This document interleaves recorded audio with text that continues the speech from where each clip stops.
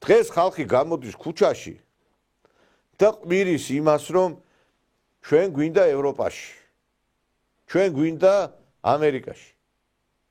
რატო ის არის ევროპარლამენტი გეუბნება და 27 სახელმწიფოს საგარეო საქმეთა სამინისტრო ყოველი როცა ამას გვეუბნება ეს ნიშნავს რომ არ უნდა გავაკეთოთ თუ ევროკავშირში განაცხადი გვაქვს გაკეთებული ყველაფერი უნდა გავაკეთოთ რო გითხრან რომ ერთი კვირა ცალფეხზე უნდა უნდა ვიდგეთ და გავაკეთოთ ყველაფერი და ამას გეუბნებათ ერთ-ერთი რიგითი მოქალაქე მიუხედავად იმისა რომ სახალხო დამცველის მოადგილეც ვარ რატო ის არის ევროპარლამენტი გეუბნება და 27 სახელმწიფოს საგარეო საქმეთა სამინისტრო ყოველი როცა ამას გვეუბნება ეს ნიშნავს რომ არ უნდა გავაკეთოთ თუ ევროკავშირში განაცხადი გვაქვს გაკეთებული ყველაფერი უნდა გავაკეთოთ რო გითხრან რომ ერთი კვირა ცალფეხზე უნდა ვიდგეთ და გავაკეთოთ ყველაფერი და ამას გეუბნებათ ერთ-ერთი რიგითი მოქალაქე მიუხედავად იმისა რომ სახალხო დამცველის მოადგილეც ვარ პირველი დღიდან აქ ვარ უკვე ბევრი წელია აქ ვარ ანუ ის როგორც ბევრი ადამიანი აქ და განწყობა მაქვს ის რომ აი რაღაცა მჯერა იმის რომ მივალთ იმ ნიშნულთან სადაც რაც არის ხალხის ნება მე მახსენდება ეს პირველი მერცხალის ერთი პასაჟი მოდი ამერიკაში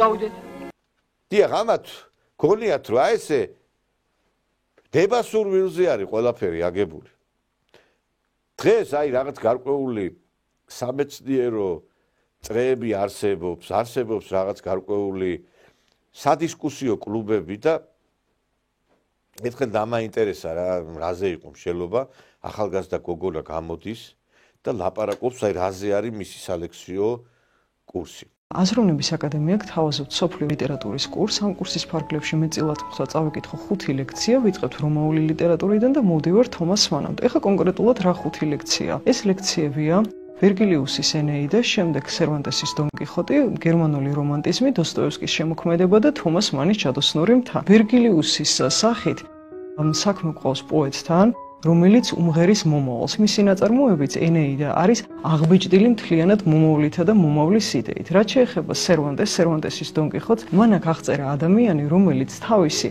აწყორიალობისგან გაუცხოებულია და გარემოცულია ამის ნაცვლად მთლიანად წარსულის იდეალებით. ეხლა ახალ დროში რო გადმოვიდეთ დოსტოევსკისთან და თომას მანთან, აი თომას მანის ჯადოსნურ მთას დროის შესახებ რომანადაც კი მოიხსენიებენ და დოსტოევსკიც და თომას მანიც ეს მათი არსებითი მახასიათებელია, გვაძლევენ ჩვენ იდეის რომანებს. ეს რას ნიშნავს?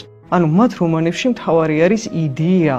და ესენი არის ფაქტობრივად იდეის დრამები. ისინი აქ ასახავენ იდეების ურთიერთქმედებებს, იდეურ კრიზისებს და ამ კრიზისების კვალად და ამ პროცესში ისინი ცდილობენ, რომ გახსნან გამოსავალი არხი თავიანთი თანადროულობისთვის ყველაზე საჭირო იდეური სააზროვნო მიმართულებებისთვის და ამგვარად ისინი მხოლოდ მწერლები კი არ არიან, არამედ დიდი მოაზროვნეები და დიდი ფილოსოფოსები. ეხლა შუაში მე მომრჩა გერმანული რომანტიზმი. იცით რა არის? ქართული სად არის? ქართულ ნაწარმოებებზე, საქართველოზე, საქართველოს აქცენტები სად არის მაინტერესებს. ჩვენმა თაობამ არც ვეფხისტყაოსანი იცის, არც ჩვენი კლასიკოსები იცის, არაფერი არ იციან ამათმა. ამათმა იციან მარტო TikTok-ზე როგორ უნდა დადონ ვიდეო და რამდენი ლაიქი და რამდენი გარკვეულწილად მოწონება დაიმსახურონ სოციალურ ქსელებში. აი ეს არის მათი მთელი გარკვეული მიზანი. ის კი არ არის მიზანი მაგალითად რომ ქალბატონმა რაღაცა მიაღწიოს განათლებას, ოჯახის შექმნას, ან მამაკაცმა სამსახური უშუალოს.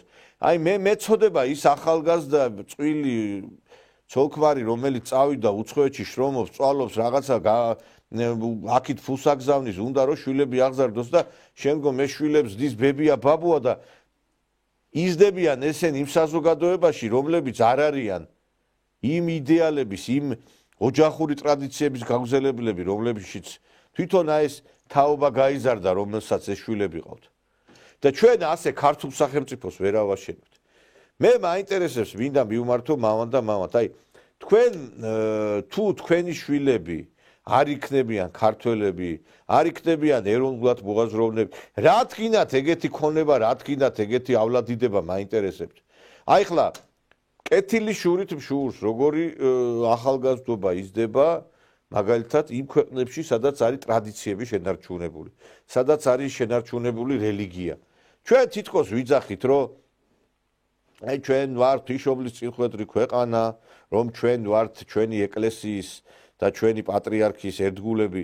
მე ხშირად დავდივარ ამა თუ იმ ტაძარში და სამწუხაროა, რომ აი ახალგაზრდების ძალიან დიდი სამწუხაროდ სიმცირე არის ამ ტაძრებში. მე ვერ ვხედავ ამ ახალგაზრდებს და მე მახსოვს, რომ აი ეროვნული მოძრაობის გარიჟრაჟი რო იყო 89-90-იანები, სავსე იყო ტაძრები ახალგაზრდებით. დღეს ახალგაზრდები სხვა საფიქრალით არიან დაკავებულები, რომ როგორმე გაერთონ, როგორმე დრო გაატარონ. მე ყველაზე არ ვიძახი, მაგრამ დიდ უმრავლესობაზე ვლაპარაკობ და ეს ყველაფერი შექმნა აი ამ მახინჯმა განათლების სისტემა. მე ველოდები, აი ყოველდღიურად ველოდები, როდის დაიწყება ამაზე საუბარი. იმ დღეს გამოვიდა კაცო კულტურის მინისტრი. რაღაცა მოხსენებით პარლამენტში.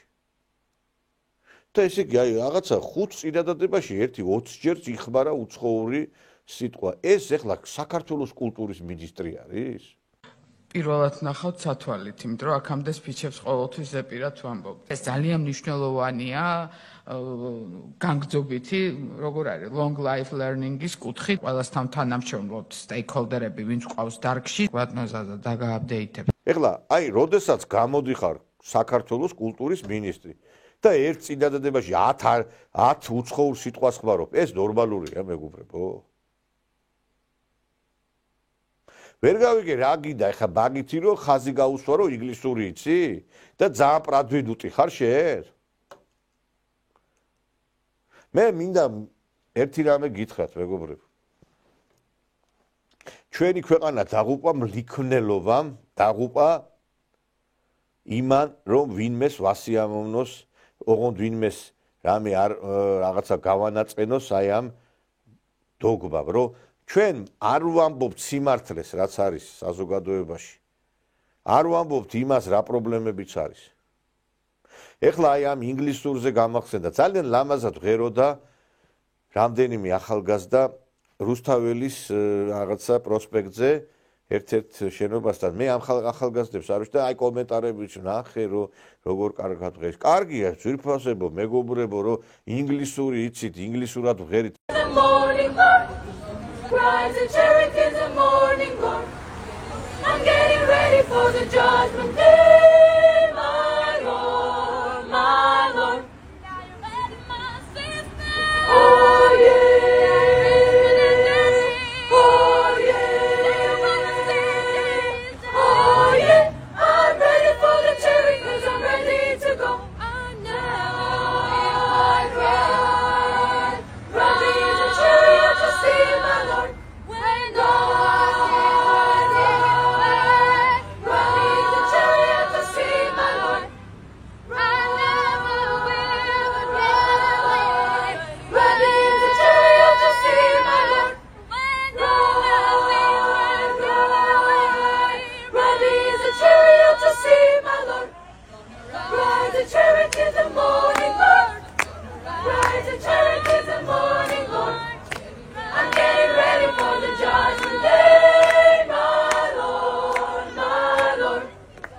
ქართული რატო დაივიწყეთ? აი მაგალითად ნატო გელაშვილის სიმღერა ისე გულისამაჩუყებელი იყო, ერთ-ერთი აი რუსული საესტრადო გუნდის შესრულებით, რომ აი ნამდვილად აი თვალზე ცრებლიც კი მომადგა, იმიტომ რომ აი თითქოს გალობდნენ, კი არ მღეროდნენ, თითქოს გალობდნენ, როდესაც აი ამ სიმღერას ასრულებდნენ ნატო გელაშვილის. Tetre clavișaps, titko se odaše paragia, ušeno bi hvalile bistuma,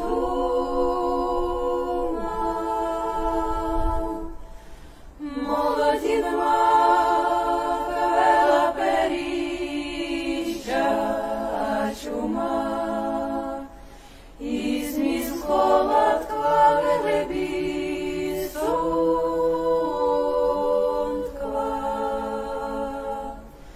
Šena i rada,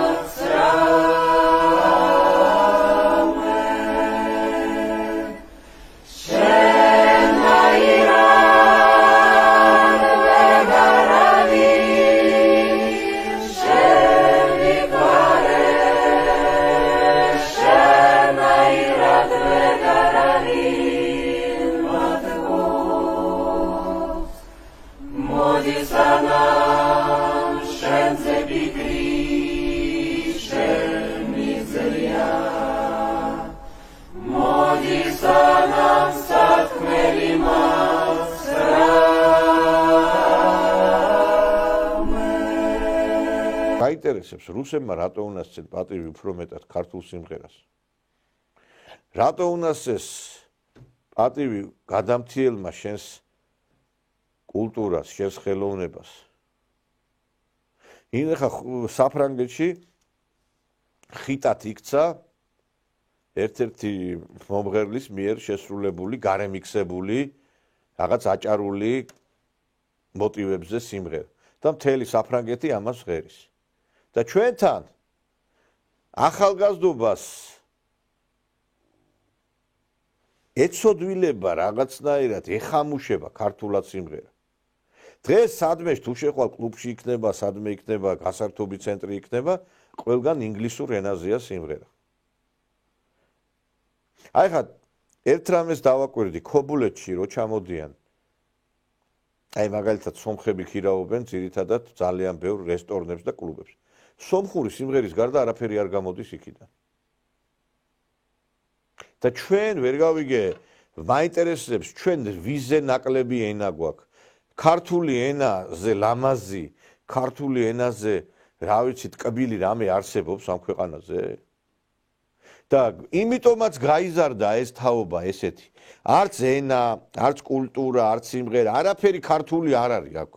კულტურის მინისტრი გამოდის და ინგლისურად მეტყველებს. განათლების მინისტრი 10 ყავდა და ვერ გაიგებ რა უნდოდა და დაანგრიეს განათლების სისტემა. სკოლის მასწავლებელი გამოდის და პირდაპირ იგინება. რამდენიმე შემთხვევაში პროცესი გაიმართება ამ სასამართლოში. მე მაქვს ასეთი განწყობა. ოლე, ოლა, კოცების დედის მაინტერესებს აი ესეთი რა აი ამ პირობებში როგორ უნდა შეიქმნას ის თაობა, რომელიც საქართველოს გადაარჩენს. აი ხშირად რო საზღვარგარეთ განსაკუთრებით რუსეთში რომ მივდივარ ამა თუ იმ რეგიონში აღმოვაჩენს იმ საქართველოს, რომელიც მე მინდა რომ იყოს და აი რო ვეძებ იმ საქართველოს, აი იქ აღმოვაჩენ. აი არასდროს არ დამავიწყდება, აი ტკბილი მოგონებასავით არის ჩემთვის ვლადიკავკაზში, როდესაც გახდით და იქ აი ამ ქართული სკოლაში ვიყავით და როგორ აი მეტყველებდნენ, როგორ აი სიყვარულით, როგორი სითფოთი ამბობდნენ ლექსებს ჩვენი პატარები. გამარჯობათ. როგორ ახართ, რა ლამაზები ხართ, როგორი ლამაზები, როგორი კარგები, როგორ ნახეთ, შეხედეთ. მე რომელი კლასიდან ახართ? მესამე და მეოთხე აქ. მესამე, მეოთხე. წავიდნენ და იმიტომ. ძალიან ლამაზები ხართ, როგორ ლამაზად გაცვიათ ყველაფერი. ჩვენ ვართ საქართველოსდან, ქართული ტელევიზიიდან, ტელეკომპანია სეზონიდან და მინდა რომ თელმა საქართველოს გნახოთ თქვენ რომ როგორი ლამაზები ხართ და როგორი კარგები. მითხარით თქვენ შესახებს რა, როგორ ახართ, კარგად როგორ სწავლობთ? ძალიან მთხოვეს ბატონო ნიკოლოს ლექსი უნდათ რომ თქვან. კი, კაცო, აბა მაგისთვისა ვარ ლექსებსაც ვათქმევინებ და ყველაფერსაც რა. აი რა ლამაზი გოგო არის. შენი სახელი და გვარი მითხარი? დიანა ჩქარეული. დიანა ჩქანახეთ რა ლამაზი გოგოა, როგორი კარგი ბავშვი არის. დიანა რომელ კლასში ხარ შვილო? მეოთხეში. ნახეთ რა კაი რა ლამაზი ბავშვი არის. და რაღაცა გვინდა გითხრათ ხო ლექსი შენ? არწივი ვნახე დაჭვილი. ყვავო ყორნებს ეომებოდა. ეცადა ბეჭავს სადგომა, მაგრამ ვეღარ ადგებოდა. თალხარს მიწაზე მიითრევს. გულის პირს სისხლის ხებოდა. ვაჰ, დედა თქვენ კორნებო, ცოდროს ჩამაგდეთ ხელადა, თორემ ნახავდი თქვენ ბუბულს, გაშლოს გაფანტულს ველადა. ნოჩა, ხოჩა, ტაში დაუკრათ, მეგობრებო. ტაში დაუკრათ.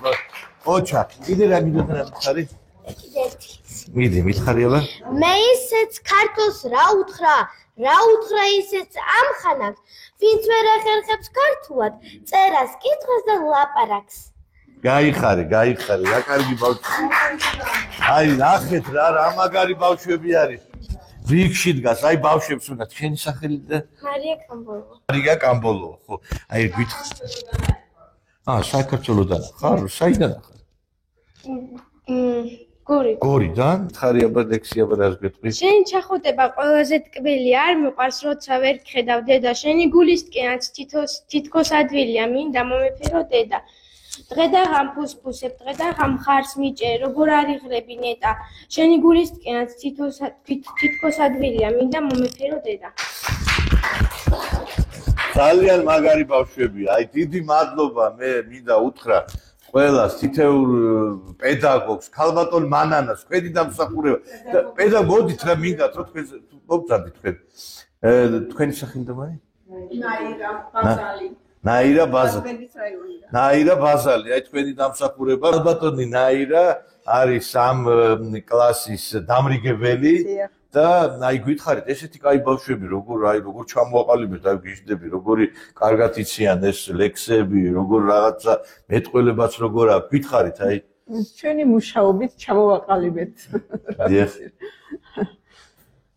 რამდენი ბავშვი ყავთ ისე 10 ბავშვი მყავს ეს ახლა ქართული ენის ის არის არა კლასში არის 10 ბავშვი და ახლა ეს არის ქართულ ენას ასწავლეთ ხო დიახ ქართულ ენას ასწავლეთ ქართულ ენას და ლიტერატურას აჰა გასაგებია და აი რო გითხრათ სწავლის პროცესის შესახებ რამდენი საათი როგორ მეც ახლა პედაგოგის შვილი ვარ სხვათა შორის და ჩემთვის ახლო არის ეს სკოლა და საათი 3 საათი გვაქვს ერთი ლიტერატურა და 2 ენა გვაქვს ქართული ენის გრამატიკა და აი საათებში და მარტო ქართველები კი არა რო ატყობენ სხვა ეთნიკური ჯგუფებიც სწავლობენ გაძლიერებულ ეთნიკური ჯგუფებიც სწავლობენ ცით ეს ბავშვები თვითონ აქ ცხოვრობენ თუ აქ ცხოვრობენ და ეს ჩამოსულებიც არიან ჩამოსულებიც არიან მაგრამ აქ მაცხოვრებლებიც არიან აქ რამდენი პედაგოგი ბრძანდებით ისე სკოლაში 20 ყველა ქართველები ხართ თუ ძირითადად არა ყველა ქართველები არა ვართ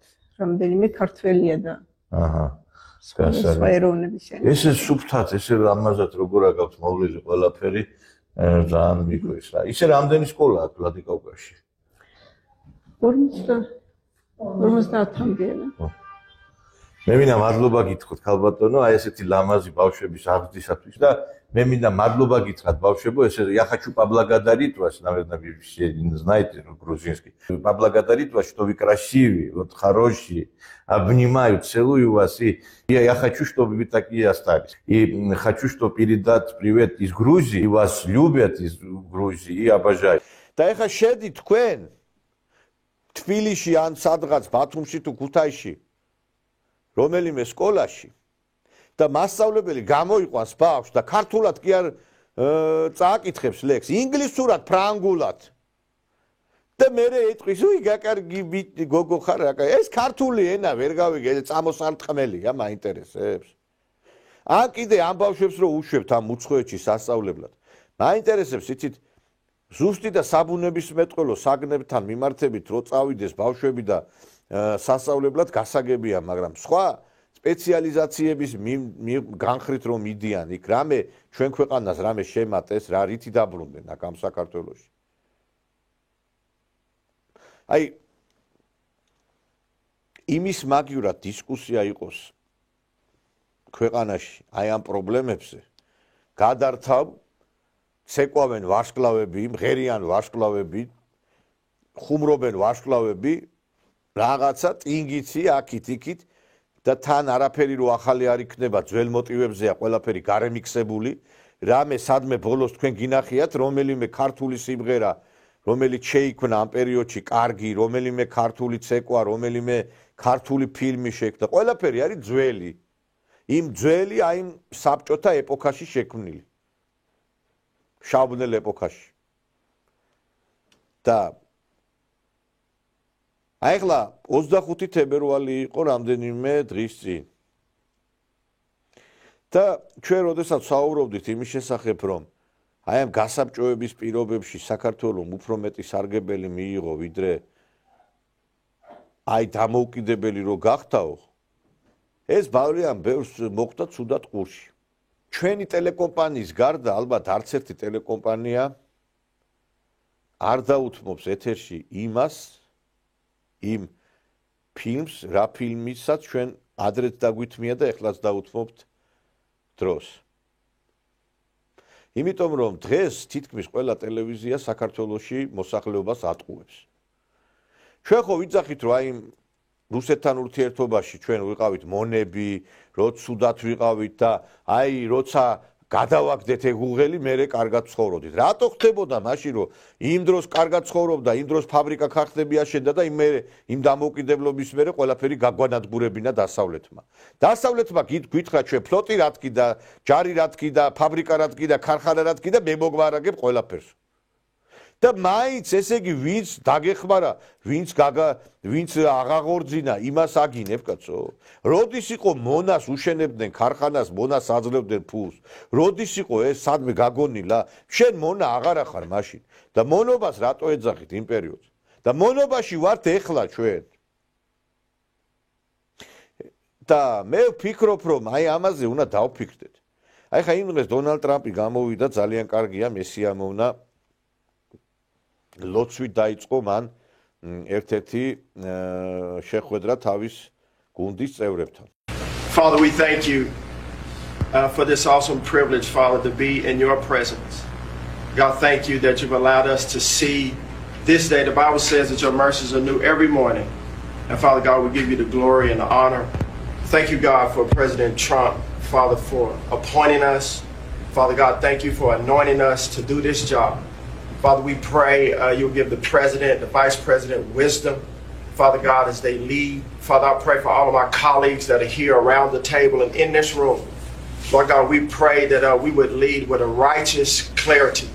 Father God, that as we serve the people of this country in every prospective agency, every job that we have, Father, we would humble ourselves before you and we would lead in the manner that you've called us to lead and to serve. Father, the Bible says that blessed is the nation whose God is the Lord. Well, Father, we today honor you and in your rightful place, Father, thank you for giving us this opportunity to restore faith. კარგია ეს ამერიკაში რაც ხდება, მაგრამ მოდით რა თვალი გაუსწოროთ მოვლენებს ისე როგორც საჭიროა. როდესაც შენ იპყრობ ქვეყანას და ეუბნები უნდა დაგიპყრო, ეს არ არის ქრისტიანული, ეს არის ფარისევლობა. შენ თუ მართლაც ამ ლოცვას კითხულობ და გულით მლოცველი ხარ, მაშინ შენ სხვის დაჩაგვრაზე არ უნდა იყო ორიენტირებული. შენ რო გინდა რომ მაგალითად კანადა დაიპყრო და გრენლანდია, ეს არ არის ქრისტიანული საქციელი. შენ თუ გულით ლოცულობ და შენ თუ ქრისტიანობაზე პრეტენზია, სხვის დაჩაგვრაზე კი არ იყო უნდა იყო ორიენტირებული. არამედ იმაზე უნდა იყო, რომ არავის პირიქით ის სუსტი არ დააჩაგვრინო. თუ შენზე სუსტი არის ეს ქვეყანა, შენ რა გინდა რომ დაჩაგრო და უნდა შეიერთო და წაართვა თავისუფლება. და ეს გუშინაც საუბრობდით, რომ ძალიან საშიშ ტენდენციებს ეყრება საფუძველი მეთქი. ხვალ და ზეგ თუ კანადა და გრენლანდია მიიერთა ტრამპმა, ზეგ შეიძლება ჩვენც დაგვიდგეს ეგ საკითხი, რომ ჩვენც ვიღაცამ მიგვიერთოს და გაგვანადგუროს. და ამიტომ ლაპარაკობ უკვე მერამდენეთ, რომ ხალხო გონს მოიგეთ და ცოტა აზზე მოდით რა პრობლემების წინაშე ვდგებით. საქართველოს გადარჩენის ერთადერთი შანსი არის რუსეთთან ურთიერთობა. ამას ბევრი ვერ იძახის. იმიტომ რომ ეშინია მერე იარლიკების. მაგრამ მე ამას ვიძახი და ამას ვიძახი არაერთგზის. და რატომ არის აუცილებელი რუსეთთან ურთიერთობა და რატომ არის ეს ჩვენი ქვეყნისათვის სასიცოცხლო? აი მე წარმოგიდგენთ ფილმს აღმავლობის ხანა. ეს არის აი ბნელ ეპოქაში შექმნილი ფილმი, რომელიც დოკუმენტური ფილმი, რომელშიც ასახულია ის თუ რა მისცა აი მონობაში მყოფ ერს რუსეთმა და როგორ ცხოვრობდა ქართველი ხალხი მაშინ. და თუ ჩვენ გვიდა აი ეს მართლაც მონური კი არა, ეს ნათელი დღეები დაგვიბრუნდეს, ნაბიჯები აქტიურად უნდა გადავდგათ რუსეთთან. თორე ხვალ და ზეგ შეიძლება როგორც ბევრი ქვეყანა გაქრა, ისე გაქრეს საქართველოც. ბიზანტიის იმპერია იყო უდიდესი იმპერია. მაგრამ გაქრა. ამიტომ მე არ მინდა რომ საქართველოს გაქრეს. და საქართველოს რომ არ გაქრეს, ერთადერთი ამისი შანსი და ამისი დამცავი მექანიზმი არის კიდევ ერთხელ მეორე რუსეთთან ურთიერთობა.